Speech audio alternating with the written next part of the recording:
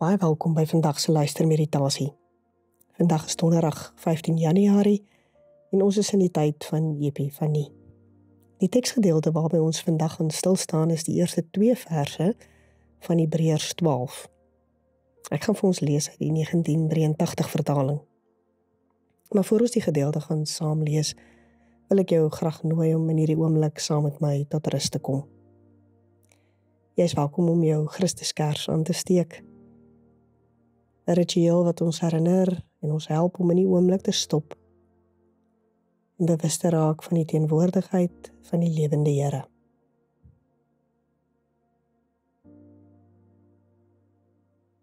Haal nou ook sommer 'n paar keer net lekker diep asem.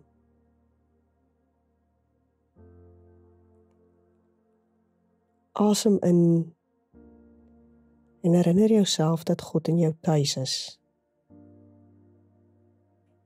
En soos wat jy uitblaas, wil ek jou nooi om alles wat in hierdie oomblik in jou gedagtes en in jou emosies woel, wat voorop is, sommer net vir die Here te gee. En herhaal dit 'n paar keer deur in te asem, die teenwoordigheid van God uit te blaas en dit wat voorop by jou is vir die Here te gee.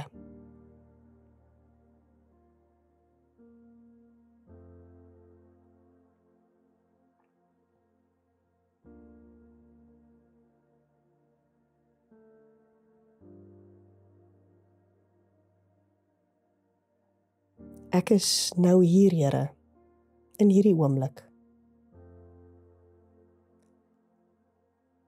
En die stop en die stil word help my om te weet, U is hier, tuis in my.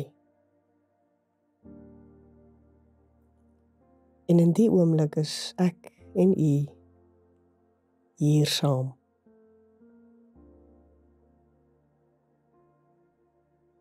Dankie vir hierdie oomblik. Amen. Hebreërs 12 lees ons: Laat ons die wedloop wat vir ons voorlê met volharding hardloop. Die oog gefestig op Jesus, die begin en die volëinder van die geloof. Laat ons die wedloop wat vir ons voorlê met volharding hardloop, die oog gefestig op Jesus, die begin en die volëinder van die geloof. Wat beteken die teksvers hier so vroeg in die begin van 'n nuwe jaar vir ons? Skole het pas hierdie week begin, ons universiteite maak oop, ons matrieks het hulle uitslae gekry, 'n nuwe jaar wag, baie mense het die week eers weer begin werk. Wat is die aanmoediging wat in hierdie teksgedeelte in Hebreërs vir jou wag? Dink vir 'n oomblik, bring dit oor na. Laat ons die wedloop wat vir ons voorlê met volharding hardloop, die oog gefestig op Jesus, die begin en die volëinder van die geloof.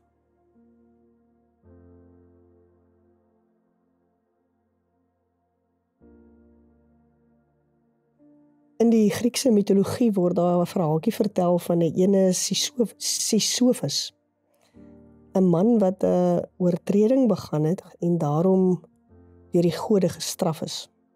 En sy straf is, hy moes 'n swaar ronde klip teen 'n steil berghang oprol. En met soeg en sweet het hy dit gedoen, en elke keer net voordat hy die klip oor die rand van die berg kon rol, het hy uiteindelik 'n bietjie kan rus, sy moe spiere kan laat ontspan en tot verhaal kom, dan glip die klip uit sy hande uit en rol het al die pad tot onder. En dan moet hy weer voor begin, weer onder begin. En net sodra hy weer bo kom, glip die klip weer uit sy hande en rol het na onder en herhaal die hele proses om 'n ewigheid lank. Ek word sommer moeg as ek net die storie vertel. En dit laat my nogal wonder, wat maak my moeg? Wat maak jou moeg? Wat is die dinge in ons lewens wat ons energie die meeste steel en dreineer?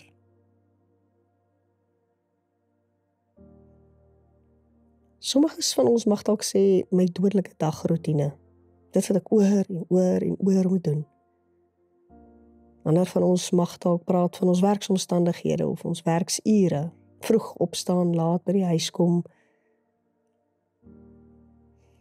Of dalk is dit onsekerhede in jou lewe wat spanning bring, wat jou uitput. Onsekerhede oor jou gesondheid, die geluk van jou kinders, jou toekoms, werksekerheid, finansiële sekerheid. Sielkundiges waarsku mens mos dat 'n mens wat vir 'n lang tyd aan spanning blootgestel word, later geheel en al afgestomp kan raak en alle lewensvreugde en lewenssin kan verloor. Jy kan so moeg word dat jy selfs na 'n goeie nagrus letterlik nie genoeg energie het om op te staan nie. Dinge wat vroeër lekker was, is nie meer lekker nie, en so kan ons aangaan. Nou wat ook al die geval mag wees, moeg word, nog moer, word mens moeg as jy eensaam is, en as jy alleen is. As jy niemand het met wie jy dit wat jy beleef en ervaar kan deel nie. En in ons wêreld is al so baie van dit wat gebeur. Ons word moeg omdat ons geïsoleer voel van dit wat ons beleef en ervaar. Ons het nie altyd veilige ruimtes waarin ons belewennisse en ervarings met mekaar kan deel nie. Die lewe kan 'n mens moeg maak. Maar daar's niks so erg soos geestelike moegheid nie. Wanneer jou verhouding met die Here nie vir jou energie gee nie, maar eintlik vir jou die gevoel gee dat daar 'n doodsheid in is. Die gevoel wat jy kry dat jy ook in jou verhouding met die Here eintlik nêrens kom nie. Jy lees jou Bybel, jy bid, maar dit is eintlik maar meer 'n gewatertrap. Jy praat met die Here, maar jy praat met 'n plafon. Jy probeer met mense oor die Here praat, soms juis in jou moegheid.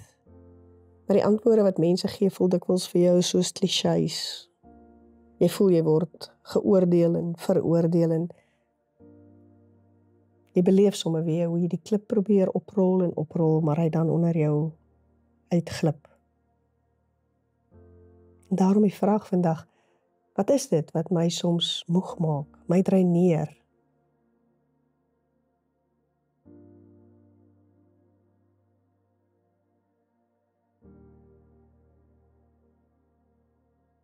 Die Hebreërsbrief wil vir ons hier in die begin van die jaar kom moed gee. Hy wil vir ons kom sê, ek en jy is nie die eerste of die enigstes wat al bietjie so gevoel het nie. Die Hebreërsbrief is juist geskryf aan mense wat so moeg was. Hulle was waarskynlik die tweede of die derde geslag Christene wat wel in Christelike huise groot geword het, deur hulle ouers en grootouers van Jesus vertel is, maar hulle het dieselfde opwinding en die stryd van die eerste geslag Christene ervaar nie. Was nie oor en ooggetuies van die Jesus se bediening nie. Baie van die beloftes wat die eerste geslag Christene beleef het, moes hulle maar net van hoor. En hulle begin twyfel. Hulle begin moedeloos raak. En dan kom die Hebreërskrywer en hy gebruik 'n beeld wat ook op ander plekke in die Bybel gebruik word om die inspanning en oorwinning van die geloof uit te druk, naamlik die van 'n marathon. Om ons is 'n skare op die paviljoene, 'n groot skare geloofsgetuies. Mense wat ons vooraf gegaan het, wat die wedloop voltooi het. Wat nou by die eindstreep gekom het en vir ons die aflosstokkie gegee het, maar ons is op die baan. Ons hyg soms na ons asem, wonder of ons by die eindstreep gaan kom. Ons hande voel soms slap en ons knieë lam, ons voete raak moeg. Maar die Hebreërskrywer wil ons aanmoedig en sê, op hierdie stryd, by die lewenspad, hou jou oog gefestig op Jesus. Dit gaan nie oor meer Bybel lees, ernstiger bid of net meer vasglo nie. Dit gaan daaroor om jou oog te hou op die een wat in liefde na jou toe kom, homself vir jou kom gee het, jou wil lief hê, jou wil vashou, jou wil krag gee. Dis die uitnodiging. Nie meer doen nie, maar meer ontvang. En dan wil ek jou nooi om vandag jouself oop te stel in hierdie oomblik, om vir 'n oomblik jou oog te hou op die een wat jou uitnooi, om jou lief te hê, ook in hierdie jaar, met al sy uitdagings en geleenthede. Sit vir 'n oomblik in die liefdevolle blik van hierdie Jesus.